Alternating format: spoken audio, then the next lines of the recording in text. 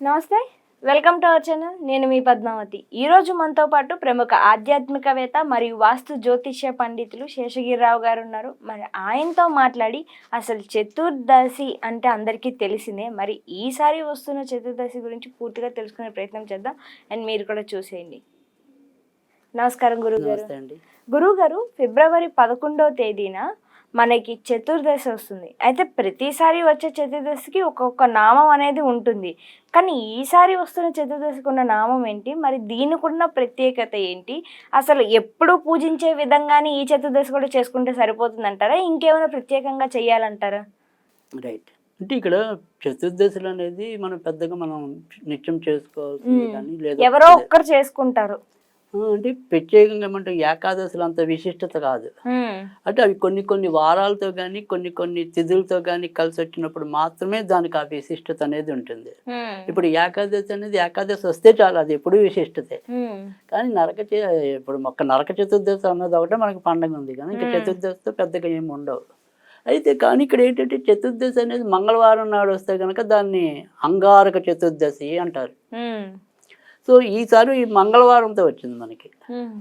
అలా మంగళవారంతో కూడి వచ్చిన చతుర్దశి అనేది విశిష్టత. తర్వాత సగం చతుర్దశి సగం అమావాస్య ఉన్న రోజులు వస్తాయి. అంటే మధ్యాహ్నం దాకా కొంతసేపు చతుర్దశి ఉంటుంది, ఆ తర్వాత అమావాస్య వస్తుంది. అలాంటి దానికి చాలా విశిష్టత ఉంటుంది. శివపార్వతులు ఇద్దరిని కూడా పూజించడానికి, శ్రీకృష్ణుడు సత్యభామని పూజించడానికి. సో అలా రెండు కలిసి వచ్చింది, ఇంకా విశిష్టత ఉంటుంది. ఈసారి వచ్చింది మంగళవారంతో వచ్చింది కాబట్టి దీన్ని అంగారక చతుర్దశి అంటారు. మంగళవారం నాడు మనకి చవితి వచ్చినా దానికి విశిష్టత ఉంటుంది. అలాగే అశ్విని నక్షత్రం మంగళవారంతో కలిసి వస్తే దాన్ని భౌమాశ్విని అంటారు.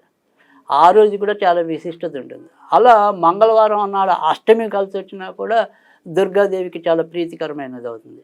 అలాగే మంగళవారం అమావాస్య కలిసి వస్తే కనుక ప్రత్యంగిరాదేవిని పూజించడానికి చాలా అనుకూలకంగా ఉంటుంది. కనుక ఈ మంగళవారం అనేది అసలు మన వాడుక భాషలో జయవారం అంటాం. ఇప్పుడంటే చాలామందికి తెలియదు, కానీ పాతకాలంలో మంగళవారాన్ని ఏమో జయవారం అనేవారు, తర్వాత గురువారాన్ని లక్ష్మీవారం అనేవాళ్ళు. సో ఈ రకంగా అనడం అనేది ఉంటుంది. ఇక్కడ మరి జయవారం అని అంటున్నారు, మరి కొంతమంది మాత్రం మంగళవారం రోజు ఏదైనా పని మొదలెట్టేటప్పుడు మంగళవారం కదా కొద్దిగా ఆగండి అని అంటూ ఉంటారు. ఇక్కడ మంగళవారం అనేది ఏంటంటే నిజానికి జయవారం అంటే మనం ఏదైనా సరే అప్పులు ఇవ్వడానికి కానీ అప్పులు తీసుకోవడానికి కానీ మంచిది కాదు. తర్వాత మీకు మీరుగా ఏదైనా సరే ఇతరులతో సంబంధం లేకుండా చేసే పనులకు మంచిది, కానీ ఇతరులతో ముడిపడి చేసే పనులకు మంచిది కాదు. ఎందుకంటే ఇద్దరి మధ్య ఒక్కోసారి పొరపాటులు రావడానికి అవకాశం ఉంటుంది. ఎందుకంటే మంగళవారానికి అధిపతి కుజుడు. సో కుజుడు గొడవలకి కారణం. ఓకే, అలా అంటారా? అందుకని మంగళవారం కలహం వస్తుంది. తర్వాత అందుకని మనం ఏదైనా అప్పు తీసుకున్నాం అనుకోండి, ఆ రోజు అప్పు వాడికి మనకి మధ్య కలహాలు వస్తాయి. సో మనం తీర్చేయగలమనే స్తోమత ఉండి తీద్దాం అనుకున్నా కూడా ఏదో రకంగా వాయిదా పడుతుంది. అందుకని మంగళవారం అప్పు ఇవ్వద్దు, అప్పు తీసుకోవద్దు అనేది శాస్త్రం. కనుక మంగళవారం నాడు దానికి దూరంగా ఉండి కాకుండా ఇప్పుడు మీరు ఏదైనా సరే ఒక ఇంటర్వ్యూకి వెళ్ళాలనుకోండి, మంగళవారం చాలా మంచిదే, జయవారం అలాంటిది. సో అలా కానీ ఇతరులతో ముడిపడి అంటే ఇప్పుడు మీరు వ్యాపారం చేశారు, ఇతరులతో ముడిపడి ఉంది, మీకు క్లయింట్స్ రావాలి కదా. అవును. సో అక్కడ మంచిది కాదు. ఓకే, కానీ మీ ఇండిపెండెంట్గా అభివృద్ధి కోసం చేసే వాటికి మంగళవారం మంచిదే. సో కానీ ఇక్కడ నేను చెప్పేది ఏంటంటే ఇలా మంగళవారంతో కొన్ని తిథులు కానీ కొన్ని నక్షత్రాలు కానీ కలిసి వచ్చినప్పుడు అవి మరింత విశిష్టతని సంతరించుకుంటాయి. అలాంటి దాంట్లో ఇది మంగళవారం అంగారక చతుర్దశి అంటారు. ఓకే. సో అంగారకుడు అంటేనే మీకు అర్థమై ఉంటుంది. మామూలుగా అయితే కుజుడు, ఆయన మరో పేరు కుజుడు. సో అందుకని ఈరోజు కుజారాధనకి చాలా విశిష్టమైనది. తర్వాత కుజుడి యొక్క అధిపతి ఎవరు? సుబ్రహ్మణ్య స్వామి.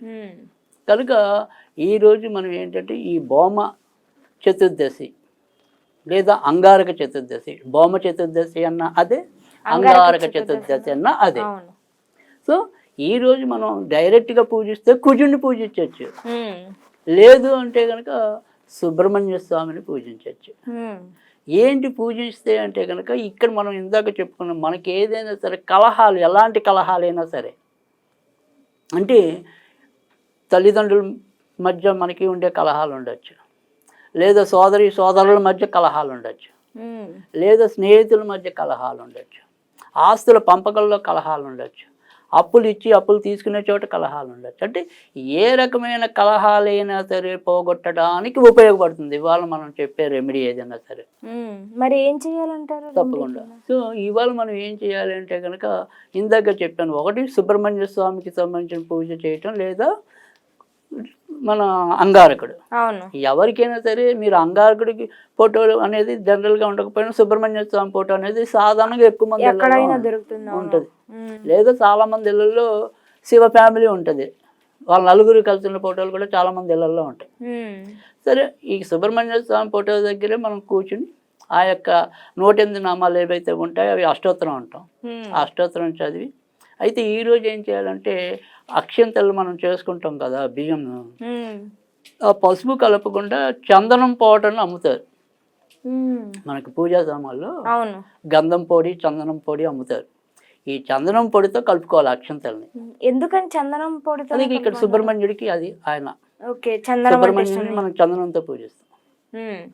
సో అందుకని పైగా ఎరుపు రంగు అనేది ఆయనకి ఇష్టం. గంధం పసుపు రంగులో ఉంటుంది, చందనం ఎరుపు రంగులో ఉంటుంది. దాన్ని మీరు పొడిగా చూసినప్పుడు మీకు తేడా తెలియదు, కానీ మనం గంధం చెక్కలు, చందనం చెక్కలు చూసారు కదా ఇటీవల ఒక సినిమా ద్వారా బాగా చూసి ఉంటారు. ఎర్రటి ఎరుపులో ఉంటాయి కదా. సినిమా పేర్లు ఎందుకులేండి, అదే కదా, అందుకే చెప్తా కదా. సో అది చందనం అనేది ఎర్రగా ఉంటుంది. సో ఎరుపు రంగు అనేది సుబ్రహ్మణ్యుడికి చాలా ప్రీతికరం. అందుకని మీ ఇంట్లో మందార పూలు దొరికాయి అనుకోండి, ఎర్ర మందారాలు చాలా ఇష్టం సుబ్రహ్మణ్యుడికి కనుక ప్రతిరోజు పెట్టుకుంటే అంతకంటే అదృష్టం మరొకటి ఉండదు. సో అందుకని చందనం ఎరుపు రంగుకు సంబంధించినవి ఏవైనా సరే ఆయనకి ఇష్టం.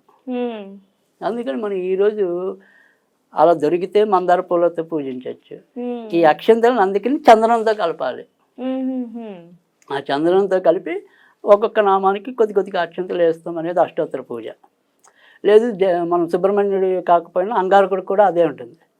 మన కుజ గ్రహానికి సంబంధించిన అష్టోత్తరం ఉంటుంది, ఆ అష్టోత్తరాన్ని చదువుతూ చేయాలి.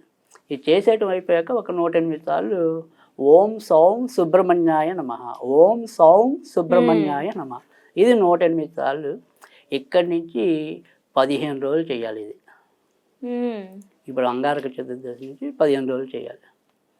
సో అంటే ఇంచుమించుగా మళ్ళీ మనకి ఇంకో మంగళవారాల్లో కానీ గురువారాల్లో కానీ ఆపుకుంటే ఎక్కువ మంచిది అనమాట. ఓకే. ఇప్పుడు మంగళవారం వచ్చేది కాబట్టి 15 రోజు మళ్ళీ మంగళవారమే అవుతుంది. సో అదే రోజు మనం స్వస్తి చెప్పుకోవచ్చు. స్వస్తి అంటే ఉత్తి రోజుల్లో మనం ఏం చేయక్కల, జస్ట్ అలా చదువుకుంటే చాలా మంత్రం అనేది. మంగళవారం మటుకు ఇందాక చెప్పినట్టుగా ఆయన అష్టోత్తరం చదివి, సరే మరి ఆయనకి ప్రసాదం ఏం పెట్టాలి అంటే కనుక కందిపప్పు వండుతాం కదా మనం. అవును. అన్నము పప్పు నెయ్యి, అన్నం పప్పు నెయ్యి పెట్టి నివేదన చేయడం, ఇంకేమీ అవసరంలా. అలా చేస్తే ఏ రకాలైన కలహాలు ఉన్నా కూడా తప్పకుండా అవన్నీ కూడా పోతాయి. సో ఈ రకంగా మనం ఈ అంగారక చతుర్దశిని ఉపయోగించుకోవడం. తర్వాత రెండోది ఏంటంటే అప్పుల బాధలు ఎక్కువ ఉన్న వాళ్ళకి కూడా ఇదే రెమెడీ. తీర్చలేకపోతారు, ఎంత ఇవ్వాలనుకున్నా మనం ఇవ్వలేకపోతూ ఉంటాం. సో అలాంటి వాళ్ళకి కూడా ఇది బాగా ఉపయోగపడుతుంది. కనుక అప్పులో రుణాల బాధలు ఉన్న వాళ్ళకి, కలహాలతో కొట్టుమిట్టేవాడికి అందరికీ కూడా ఈ రకంగా ఇది ఉపయోగపడుతుంది, అంగారక చతుర్దశి అనేది. చక్కగా వివరించారు సుబ్రహ్మణ్య స్వామి పూజా విధానంలో కావచ్చు. ధన్యవాదాలు గురువు గారు.